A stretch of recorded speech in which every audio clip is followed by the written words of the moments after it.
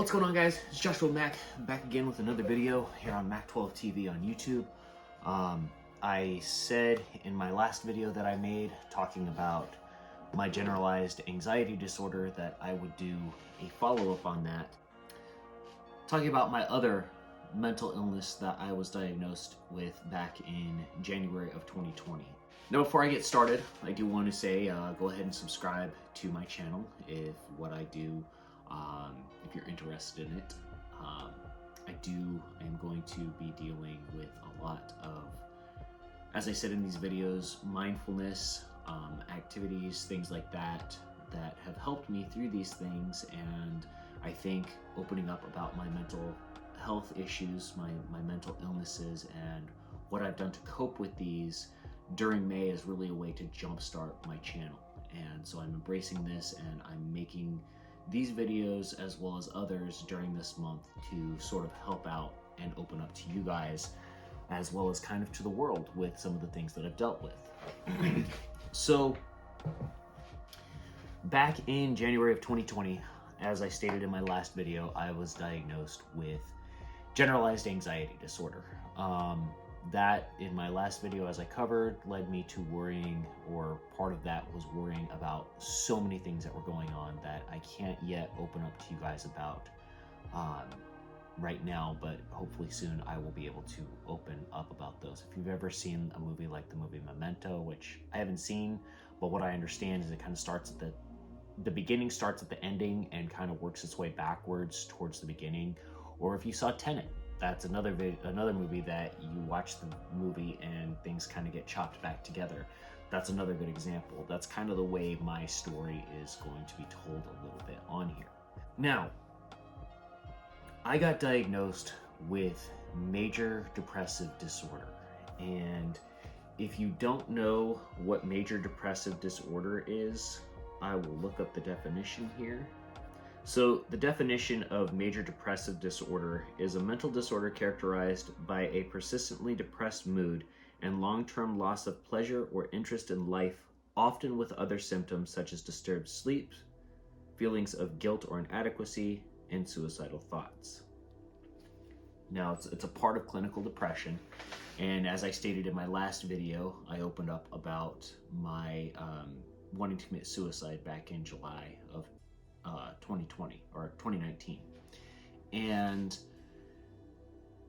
the anxiety and the depression kind of went hand in hand with that. I felt inadequate. I felt I wasn't good enough. I felt the world would be better off without me.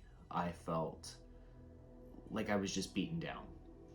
And these are thoughts and feelings that I struggled with for a long time. As I did state in the last video as well, I was diagnosed with depression back in 2007, I think it was, but it wasn't major depressive disorder. It was just general depression. And so having that realization back in January of 2020, just before the pandemic hit, that my anxiety was also sort of compounded by my major depressive disorder, was quite awakening. When I walked into my therapist's office to talk to her for the first time, I was broken. I slumped down in her chair. I seemed like somebody that just didn't want to be alive. I had major trouble sleeping due to anxiety and depression. I continually went through my days thinking that everybody's life would be better off without me. And I questioned what I was doing. I questioned how I was feeling. I questioned everything. Like I could not get myself into a good mood to save my life. I'd come home, I'd go to sleep. I'd sleep all day and end up sleeping all night. I'd come home, I would disconnect from people, my wife at the time, and there were reasons behind that as I said I will get to eventually, just not now. But there were people in my life that didn't even know that this was going on. That's how well I hid this, and that's how well people that deal with anxiety and depression hide these things. Like, look at Robin Williams, look at Chester Bennington, look at all of these people that were so depressed and ended up committing suicide due to their depression that they hid these things. And nobody knew. Nobody knew what was going on with them. And that's where I was. I was so depressed, so withdrawn from everybody, so just mentally disturbed with everything that was going on in my life, that I didn't value my life or love myself enough to care that maybe I deserved better, that maybe being depressed wasn't the way that things were supposed to be. To be honest, I just wanted it all to end. And being so broken at that time, I didn't want to function. I went to work because I needed to make money. Obviously, everybody needs to make money. Everybody has to live, has to make money for a living in order to have a place to sleep, in order to afford food, in order to have a car. Things like that, you have to work. And I had to work. I had to essentially put on the mask, put on the smiley face, and go to work and do what I had to do. And nobody knew. Nobody knew what I was going through. Nobody knew that I had come about that close to killing myself. 2 people knew. 2 people on this earth knew that I came that close. And that made me depressed because I was convinced that I couldn't share that with anybody. I was convinced that I couldn't tell anybody. I was convinced that I couldn't be open with people. That somehow this made me weak or insignificant, or there was something wrong with me. And there was something wrong with me. My mental health was not where it should have been. And that was something that I needed to correct. So I went to the therapist. I told the therapist everything that had gone on, which I won't open completely and tell you guys everything that went on to get to this point, but I will at some point divulge some of that information.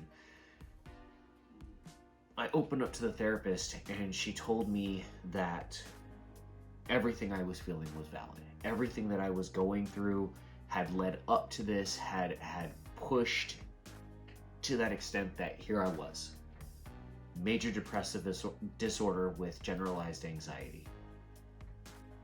And we began treating that. We began working with things to change my mood, to maybe not look at things in such a gloom and doom type of atmosphere, to find things that make me happy, such as doing things with my daughter, hanging out with my daughter, finding hobbies, finding people to talk to.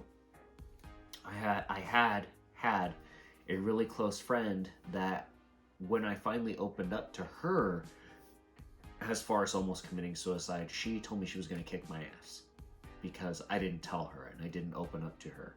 And since then, we've kind of had a falling out, but I will always treasure her and how passionate she was about my health and safety at that point, about how she wanted nothing but me to be safe and not to kill myself. And they're finding the right people to talk to, finding the right people to kind of bounce things off of that I was going through. But there were other things that I had to do as well. I ended up seeing a psychiatrist starting in April of 2020, just after the pandemic hit. She was very bold, very straightforward, a no bullcrap kind of person. She told things the way it was. If I was telling her something and she saw it as this, she told me to shut up and this is what was going on. Very bold, very straightforward, like I said. seeing my psychologist, seeing a psychiatrist, I ended up on Lexapro for a bit, and it helped. My therapist said I was operating up here when I should be operating right here, and this would bend every once in a while, you know, dip and bend, dip and bend, and I should be going like this. So I got on the Lexapro. That helped as well with the depression. I was on the Lexapro for about 4 months and evened things out to where I was operating on that normal level. That helped. The other thing was that putting myself in a mindset where everything wasn't doom and gloom, where I was focusing more on what I had, friendships, things like that. That was something that helped. Now, I'm not going to say that I haven't relapsed, because in January, February of this year, I did have a relapse into my depression.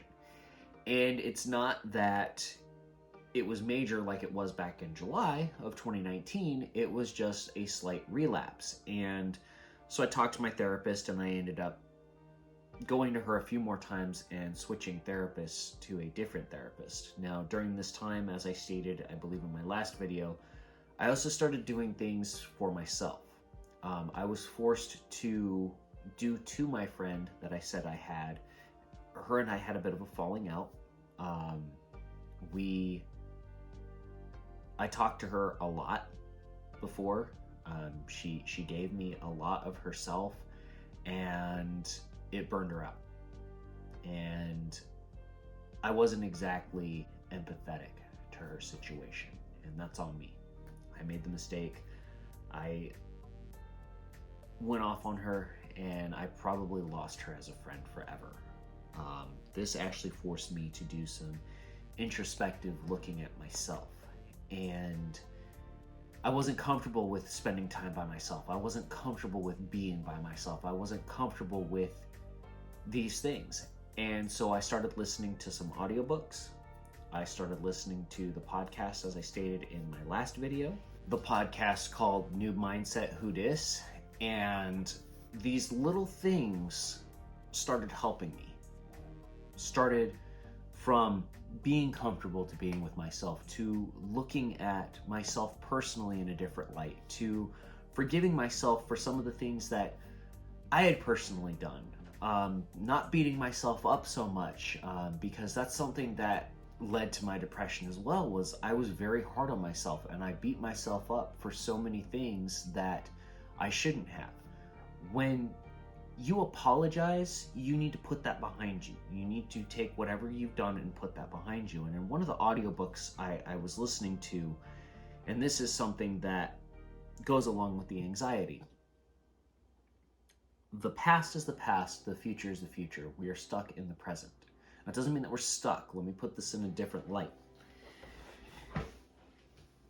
Take it like your life is a book. My light that's normally lit up behind me, that I just now realized is not lit up, says, write your own story. I don't know if you can see it back there, but it says, write your own story. And the reason I have that is because our life is a book, or a set of books. You can even take it that every year that we're alive is a different book in our story. And every day is a new page, and every month is a different chapter. So you have a 12-chapter book with between 28 to 31 pages, and it's 365 pages long. Now, in those pages, you write your own story. The thing is that the past is the past.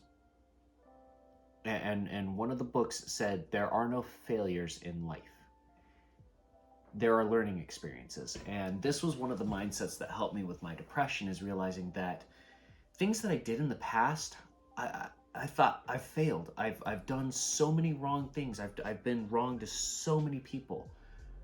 They're not failures. They're learning experiences. So you learn from those. The past is the past. That page is already written. You can go back there and look at some of the good times, some of the best times you've had, and love those memories. Just like going and reading an old book, love those memories. But the bad parts, the parts you don't like, learn your lesson and move on from those. That's what they're for. Now, looking ahead to your pages in front of you does you no good. Those pages aren't written yet. We're not guaranteed tomorrow. I could pull out of my driveway tomorrow morning, pull out onto the road, and get hit by a semi truck, and my story's over.